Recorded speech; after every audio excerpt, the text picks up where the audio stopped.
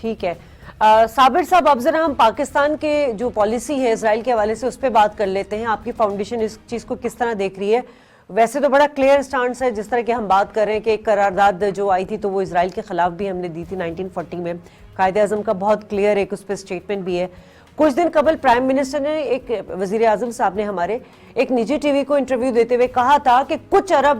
دوست ممالک کی طرف سے ہمارے اوپر پریشر ہے کہ ہم اسرائیل کو تسلیم کر لیں،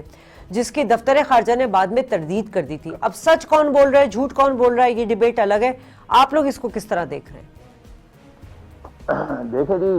جو پہلی بات ہے جس میں پاکستان کی پالیسی کے حوالے سے میں نے پہلے بھی عرض کیا کہ پاکستان کی وہی پالیسی ہونی چاہیے. کوئی بھی حکومت آئے، کوئی بھی حکمران ہو، اس کو اس بات کا خیال رکھنا چاہیے کہ جو قائد اعظم محمد علی جناح نے جو خارجہ پالیسی کے اصول وضع کر دیے تھے اپنی گفتگو میں، اپنی قراردادوں میں اور اپنے بیانات میں، تو وہی ہمارے اصول ہونے چاہیے. دوسری بات یہ ہے کہ جو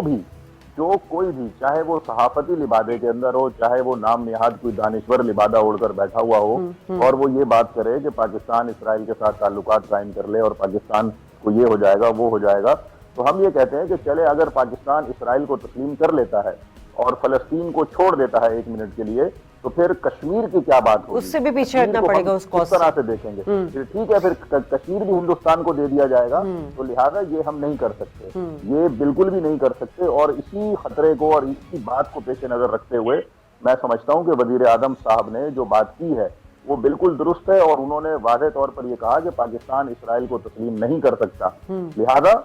دوسری جو بات ہے جو آپ نے جو وزیر اعظم صاحب کے حوالے سے جو بیان کی ہے کہ ان پر عرب ممالک کا دباؤ ہے، ان پر امریکہ کا دباؤ ہے کہ آپ یہ کریں. آپ جو عرب ممالک ہیں، جو متحدہ عرب امارات ہے، بحرین ہے، جو کہ خود ممالک بھی نہیں ہے جیسا کہ ناصر صاحب نے اور ہلالی صاحب نے اس بات کی تائید کی ہے، تو وہ پریشر دے رہے ہیں ہم پر. وہ کہتے ہیں کہ آپ کم از کم ہمارے اس اقدام کی تعریف کریں، مطلب اس کی حمایت تو کریں اگر آپ اسرائیل کو تسلیم نہیں کرتے. اور جب آپ نے اس تناظر میں ان کو منع کر دیا ہے اور سائلنٹ رہ کر آپ نے دوسرا ایک موقف اپنایا ہے جو قائد اعظم کا موقف ہے، جو فلسطین کے مقدس ہونے کا موقف ہے، اس کے بعد آپ کے اوپر پریشر بڑھتا چلا جا رہا ہے. آپ دیکھیں کہ پاکستان کے اندر اس ماحول کے بعد گزشتہ 3 مہینے کے اندر ہم نے دیکھا ہے کہ باقاعدہ طور پر فرقہ واریت کو پروان چڑھانے کی کوشش کی گئی. پھر ایک سیاسی ماحول کو گرم کر دیا گیا. اس سیاسی ماحول کے گرم ہونے میں جہاں ایک نقطہ جو اقتدار سے ہٹانے کا تھا ان کو، وہاں دوسرا جو خفیہ نقطہ تھا وہ یہی تھا کہ حکومت کو پس پردہ جو ہے وہ دباؤ دیا جائے کہ وہ اس کام کو کرے. لہٰذا میں یہاں پر یہ بھی کہنا چاہتا ہوں کہ جو اس وقت حالیہ صورتحال ہے، جو ہم نے دیکھا ہے کہ کچھ صحافی جو حضرات ٹائپ کے لوگ ہیں انہوں نے ٹی وی پر اور اسرائیلی ٹی وی پر چینل پر اور اس طرح باتیں کرتے ہوئے اسرائیل کی حمایت کرنے کی کوشش کی ہے، ان کے بارے میں ہمارے پاس جو اطلاعات ہیں، جو اس وقت جو انفارمیشن آ رہی ہیں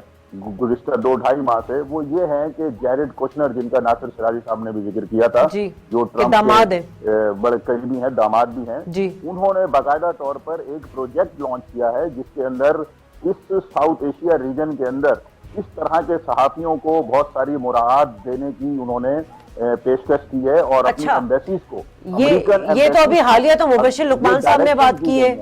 I-24 اسرائیلی چینل کے ساتھ. پھر کامران خان صاحب نے بھی ایک اسٹیٹمنٹ دی ہے کہ مفادات کے لیے پاکستان تسلیم کر لے آئے اسرائیل کو.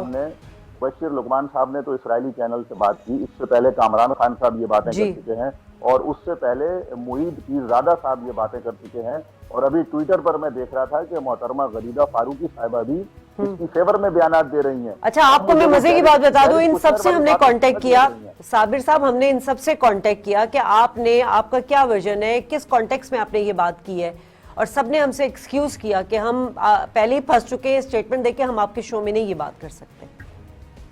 یہی بات ہے نا، جب ان کے میں نے کہا نا کہ جیرڈ کوشنر نے جب اپنی ایمبیسیز کو یہاں پر ایک ٹارگٹ دیا ہے، ایک ٹاسک دیا ہے کہ ساؤتھ ایشیا کے اندر اس طرح